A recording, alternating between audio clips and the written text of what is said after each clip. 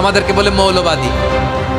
আমরা আসল কথা বলি, ভালো কথা বলি, দেশপ্রেমের কথা বলি, আমরা জনগণের কথা বলি, আমরা মা মাটি ও মানুষের কথা বলি, আমরা ইসলামের কথা বলি, আমরা দেশের সমৃদ্ধির কথা বলি। এজন্য আমাদেরকে বলে মৌলবাদ। আবার আমাদেরকে বলে ধর্ম ব্যবসায়ী। আছে না নাই?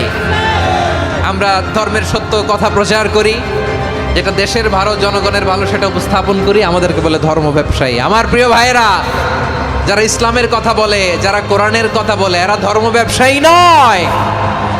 খবরদার, আলেমদের বিরুদ্ধে দাঁড়াবেন না। আলেমদের পক্ষে থাকলে আপনার জীবন উজালা করে দিবে কে?